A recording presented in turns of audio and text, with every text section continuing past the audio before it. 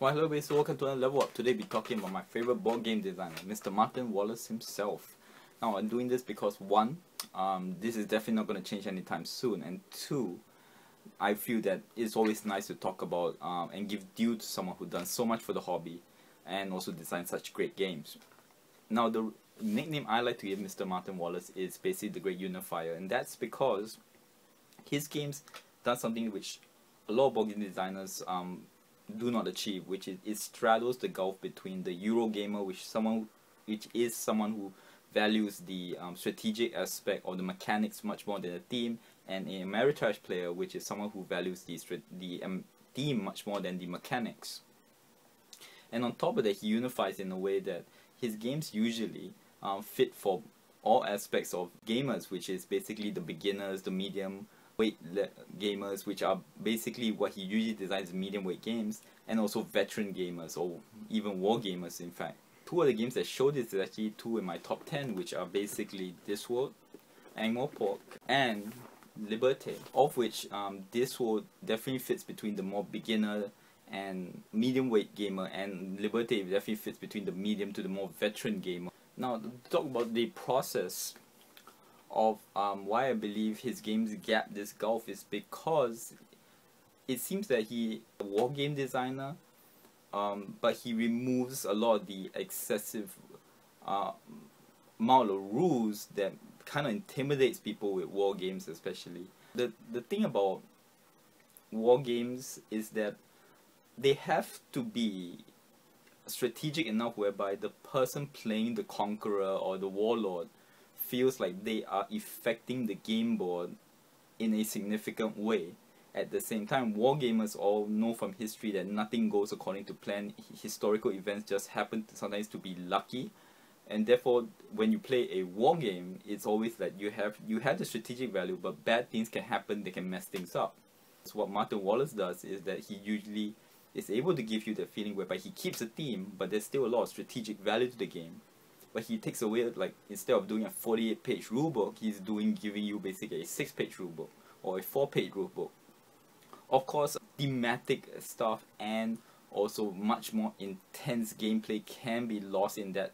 In terms, Martin Wallace, I feel, is able to make that balance when he designs a game, which basically he knows he's going to lose some things, but what you gain out of it is a product which is much more open to more people.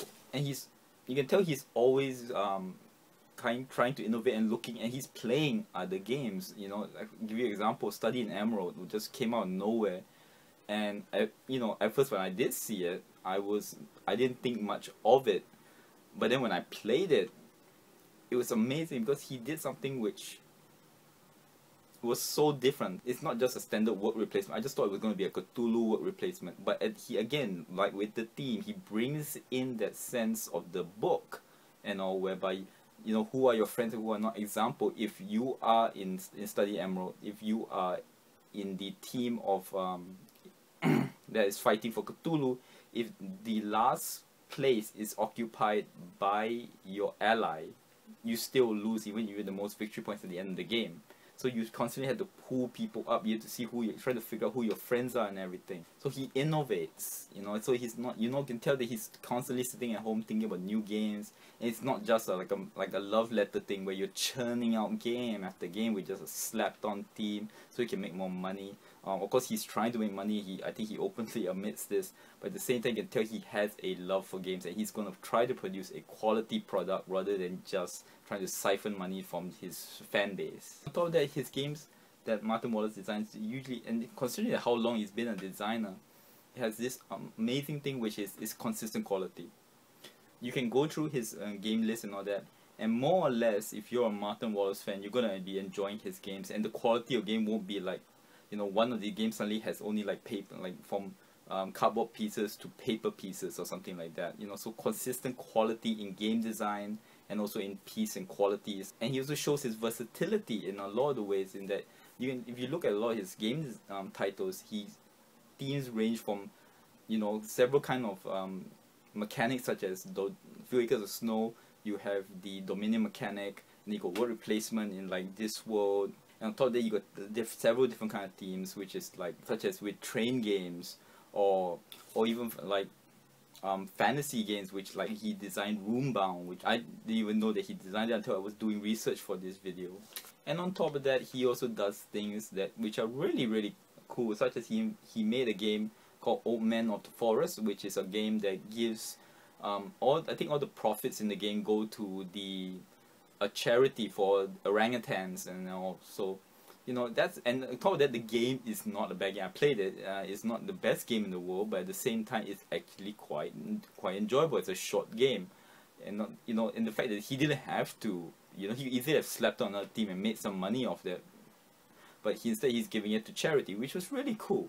And now to jump on some of the criticism which I hear of Martin Wallace games is that in many of his games, such as London and all, where you have the depth aspect of it, which some people say reminds them of real life and they don't like it.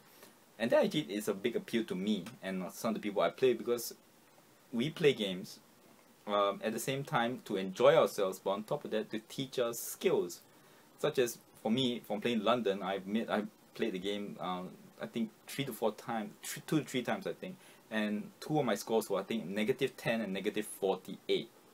You know, so in trying to figure out London, I learned that, you know, when handling debt, even in something you can apply to real life, don't try just to avoid debt. You know, sometimes by going into a small amount of debt, maybe but it helps you build your wealth. It's actually a long-term benefit. You know, it's one of those things where I feel you should play games also to learn life skills, and that's why I don't mind playing a game to remind that might be really stressful. In fact, I like being stressed in games, especially war games and all.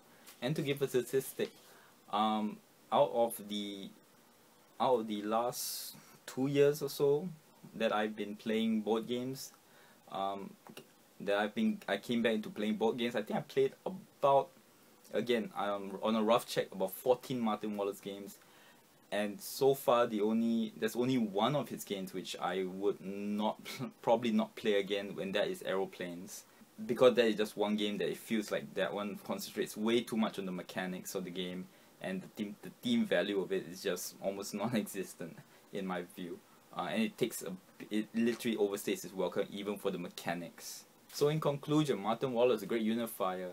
I hope I've given some information to someone, and if I truly feel if you need a game that like for me, I can't buy a lot of games, you know, that you want to play with a lot of people, that fits a lot of crowds, you know, that Martin Wallace is definitely a designer you should look at. He is the great unifier. So thank you very much. Till next word.